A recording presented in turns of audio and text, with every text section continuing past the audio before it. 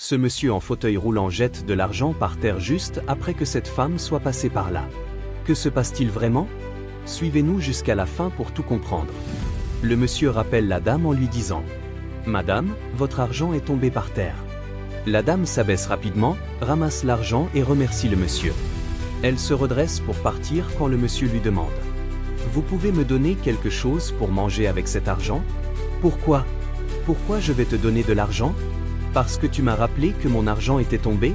Tu veux dire que c'est l'argent que j'ai moi-même laissé tomber pour te tester, pour voir qui tu es vraiment? Parce que tu m'as simplement rappelé que mon argent était tombé, tu veux que je saute de joie et que je te donne de l'argent? De l'argent que j'ai durement gagné? Le monsieur veut parler, mais elle le coupe net. Donne-moi 500. Demande-t-il. Tais-toi. Lance la dame en partant dans la maison. Le monsieur n'en revenait pas.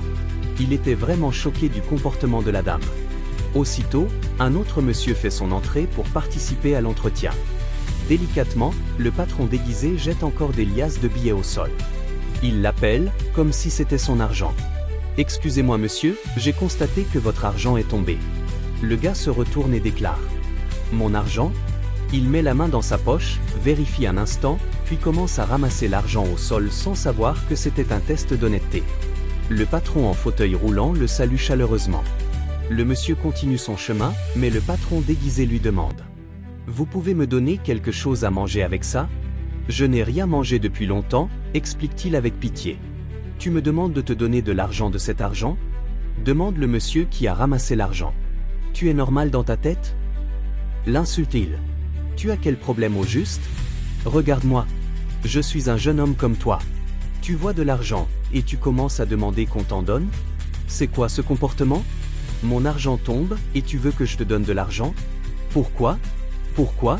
C'était juste pour vous aider que je vous ai montré votre argent, dit le patron déguisé. Cet argent est destiné à un programme pour moi. Tu comprends? Je suis vraiment désolé. C'est parce que j'ai faim que j'ai demandé, répond-il. L'autre gars est déjà rentré dans la maison, laissant le monsieur assis là, choqué.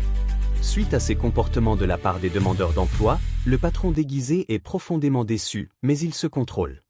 Il prépare alors une nouvelle somme d'argent, en attendant l'arrivée du prochain candidat.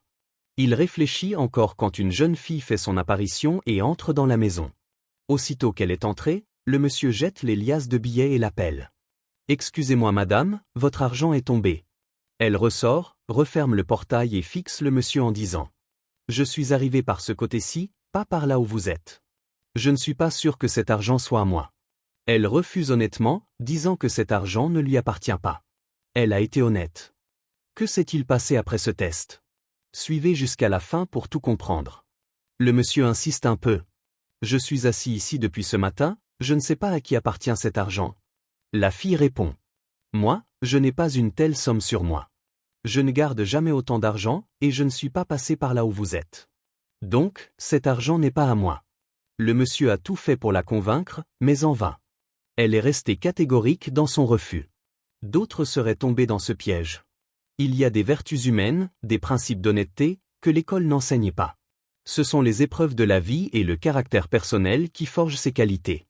Finalement, le monsieur se lève de son fauteuil roulant, va ramasser l'argent qu'il avait jeté au sol pour tester les candidats. Il décide ensuite d'aller se changer afin de procéder à l'entretien proprement dit. De l'autre côté, l'équipe des demandeurs d'emploi s'était déjà réunie, attendant l'arrivée de l'employeur avec impatience. Ces employés échangeaient quelques banalités en attendant que le patron arrive.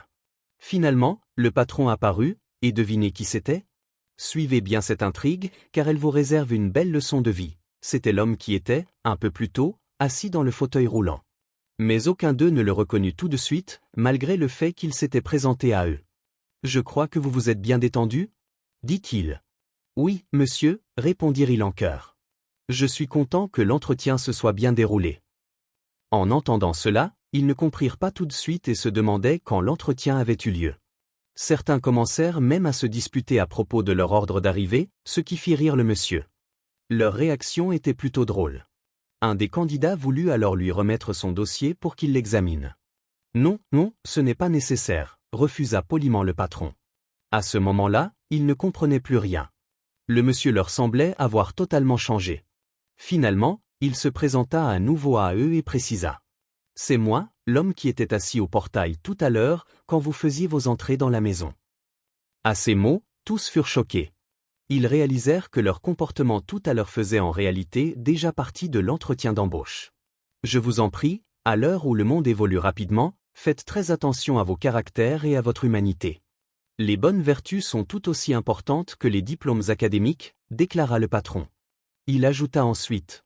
Ce que nous avons fait tout à l'heure à l'extérieur était déjà l'entretien d'embauche.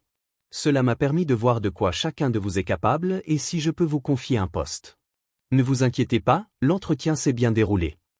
Mais maintenant, je vais devoir récupérer l'argent que vous avez ramassé pendant la discussion. Ils étaient tous profondément frustrés. Comment pouvez-vous agir ainsi ? Ajouta-t-il. Quelque chose qui ne vous appartient pas, vous avez osé le prendre pour vous. Une des filles tenta de se justifier en disant que c'était dû à un envoûtement. Puis, s'adressant à un autre, il dit « Et toi, tu es même allé jusqu'à me gifler. Je vous ai demandé de l'argent pour manger, et vous avez refusé. Donnez-moi mon argent. » leur lança-t-il. Finalement, il récupéra son argent auprès de chacun d'eux. « Alors, dis-moi, comment tu t'appelles » demanda-t-il à la fille qui avait tenté de se justifier. « Je m'appelle Patra » répondit-elle. « D'accord, Patra. Tu es la seule personne retenue pour cet entretien. » La fille n'en revenait pas. Elle se mit à genoux pour le remercier sincèrement. Les autres candidats, jugés défaillants, furent renvoyés sous la grande colère du patron. Contre toute attente, ils furent obligés de quitter les lieux, honteux et confus. Quant à la fille retenue, elle fut non seulement embauchée, mais bénéficia aussi d'avantages exceptionnels. Elle fut véhiculée, et un logement lui fut offert. Toute heureuse, elle ne cessait de remercier le patron. Dans la vie en général, et surtout dans notre génération actuelle, où il est difficile de gagner sa vie, personne ne vous confiera une tâche professionnelle sans vous avoir d'abord éprouvé. En fin de compte, retenez que l'honnêteté vaut 1000 fois mieux que la duplicité. N'oubliez pas de vous abonner, de liker et d'activer la cloche de notification pour ne rien rater de nos prochaines publications.